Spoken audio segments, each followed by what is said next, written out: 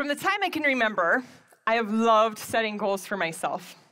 For example, when I was 5 years old, I set a goal to ski down the mountain faster than any of my siblings.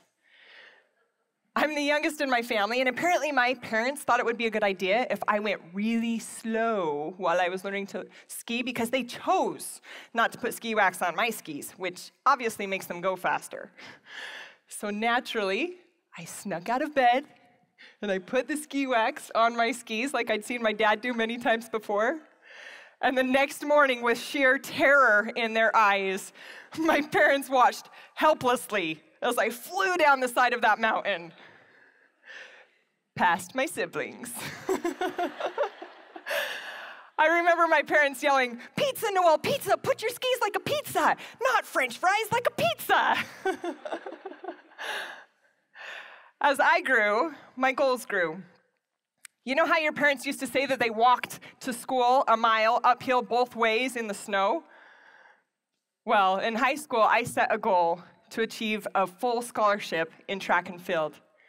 I remember waking up hours before school began so that I could run the mile to school in the sun, rain, and snow, only to run uphill and downhill and uphill again on the stadium bleachers with the hope that the additional training would align with my goal. The hard work eventually paid off. Along life's journey, we can't always have what we want, regardless of how hard we try. Many of my goals have been thrown off course.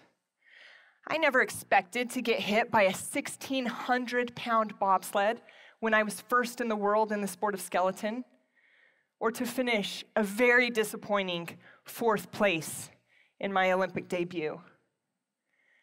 I never expected to miscarry our little girl at 18 weeks, and then a boy at 16 weeks, or another girl at 17 weeks pregnant, and doctors never could understand why. Trials can stop us in our tracks. They can literally take our breath away. When this happens, what do we do? How do we move forward? Throughout these trials, my husband Jansen and I have often thought, this chapter in our life has ended, so how do we turn the page? When I showed up to compete in the 2014 Winter Olympics in Sochi, Russia, I knew it was the pinnacle, the highlight, the moment of moments, and the finale to 15 years of hard work and constant drive towards this Olympic dream. As I crossed that finish line, jumped into the stands, embraced my husband and my kids and my family, and had that medal draped around my neck, it was an indescribable moment in time. I was leaving my legacy. I had given it my all, and it had proven to be enough. But was that it? Was that moment that had passed the legacy of my entire life? What was next? We've all faced major changes in our lives. We've all faced a point in time when a door in our life closes, right? Jansen and I wondered, how do we move forward? What do we do now? Although it was a significant sacrifice of time, energy, and money, we realized that a big portion of what we loved and missed about the Olympics was that our Olympic journey had allowed us to create connections with people from a variety of cultures, countries, religions, backgrounds, and ethnicities. Through these relationships, we realized that life is much too short to be caught up in comparing ourselves with others, even in a career where the lens of the world was focused on me and comparing me to everyone else in the field. I realized that our talents are not meant to be compared with another's, but they are meant to be individually developed, disciplined, and discovered. Despite the Olympic chapter in our life coming to an end, Jansen and I knew that we never wanted to stop progressing forward. We knew that we never wanted to stop developing the talents that God has blessed us with, no matter how small or seemingly insignificant they might seem. So to answer the question that had filled our minds following this Olympic finale and our Olympic journey, we asked ourselves, how do we move forward? We realized that in order to move forward, we had to look forward to a bright future. We had to be willing to push our fears aside, and we had to be willing to try. We had to continue to learn and to have hope for and faith in another great chapter in our lives ahead.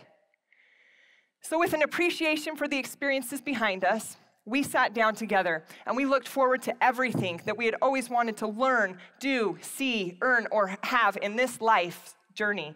Together, we decided to create the ultimate bucket list. You know, like, what do you want to do in your life before you kick the bucket, right? We decided to create a strategy that would help guide us to reach our goals.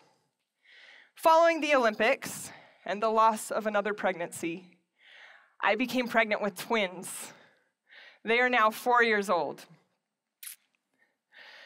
During my pregnancy with the twins, we continued to add to this ultimate bucket list. And at the top of the list, Jansen wanted to earn a master's degree in business administration, and I wanted to learn how to speak Spanish. So the only logical idea we could come up with was to sell our comfortable house of 9 years and move at 33 weeks pregnant with twins to Costa Rica for a master's degree program.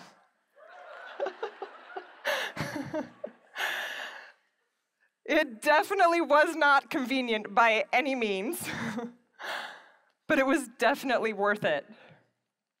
Ahora aprendí y entiendo casi todo en español. Y si ustedes quieren hablar conmigo, a mí me gustaría mucho. Yeah.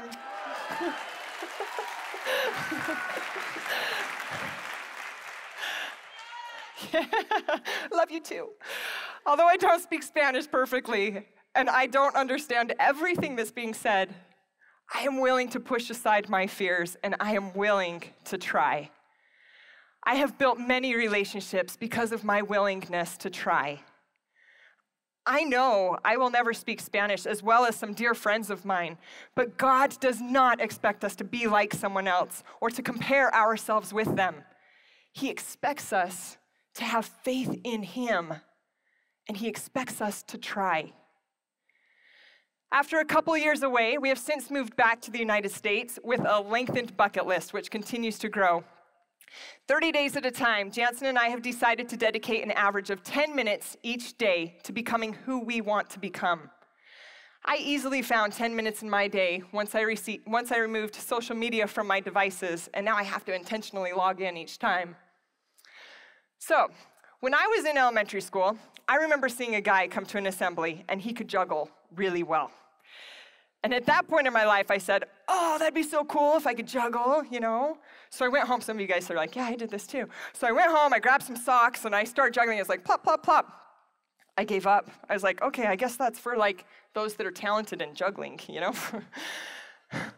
So earlier this year, Jansen and I added juggling to our ultimate bucket list.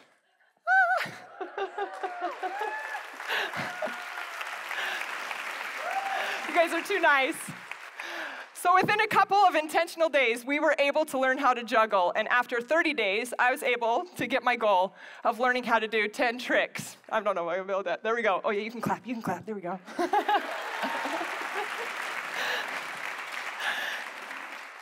I am not as good as that guy at my assembly, but I am willing to try, and I am happy with what I can do. The following 30 days, we set new goals for ourselves. So, how many of you guys took music lessons when you were younger, only to quit before you could become what your mom really wanted you to become? I see a lot of hands, a lot of smiles. Wow. So what you do is you get one of these things, okay? Here's a little secret.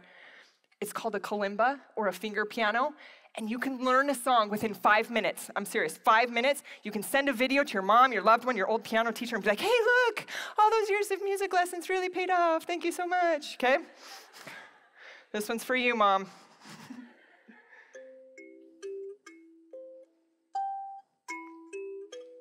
Whoops.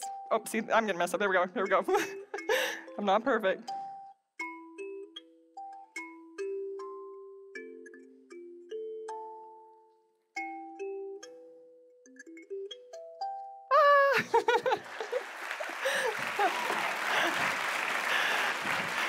See, all those years of piano lessons paid off, Mom. I may not be able to tie as many knots as a trained scoutmaster, but recently Jansen and I set a goal from our ultimate bucket list to learn how to tie 20 knots and learn their uses. And now I know how to tie a bowline, and I can get someone out of a really, really deep ravine. I hope I never have to use that one. Or when we happen to sail across the ocean in the middle of the night. That hasn't made it on our ultimate bucket list yet. But this past month, Jansen and I set a goal to learn 20 constellations in their mythology. So now we know that if we're in the northern hemisphere, we can find the 7 bright stars, which is Ursa Major, follow over to Polaris, which is the North Star, part of Ursa Minor, arc down to Arcturus, a bright star within Bootes, which is the herdsman. From there, you can find Canis Venatici, Corona Borealis, and Leo the Lion. Yeah.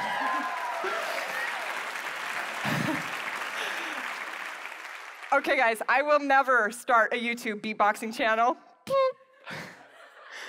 but I will see what my best can be.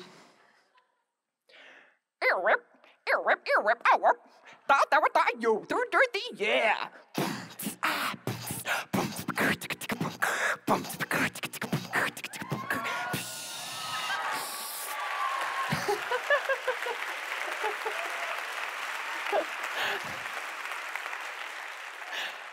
Eki, what? Okay, do you think I was nervous to do this in front of you all? Yeah, okay. Are there people here that can do every one of these things better than I can? I am sure of it. I am sure of it, okay? Do you think because I'm an Olympian, I can do anything?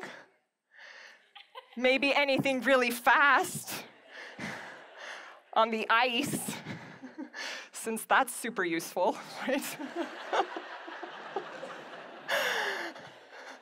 But I am willing to try. I am willing to push aside any natural thoughts and fears that I have, that you all might be judging my mistakes and critiquing my technique. You were, weren't you? Once we realize that this life is never meant to compare ourselves with others, but to connect with them, our fears of perfection and judgment will fade. Develop your talents, whether you believe you are talented in them or not. We aren't just leaving a legacy at every major chapter in our lives, but we are leaving legacies throughout each and every page of our lives. Our legacy is left by sharing our talents and skills and what we have learned with others, and by helping others to become the best version of themselves possible. Life is not meant to be endured. It is meant to be lived. If we want to move forward, we must look forward to a bright future. If I could leave a challenge, it would be to make a list of who you want to become. What do you want to learn, read, do, or see? Create your ultimate bucket list. Break your goals down to a 30 to 90-day goal and hold yourself accountable each and every day. Doubt not. Fear not. We don't have to be an Olympian, the best in the world, or even great at a specific talent to become who God needs us to become. We just have to be willing to push our fears aside, have a little bit of faith, and try. Thank you so much, you guys.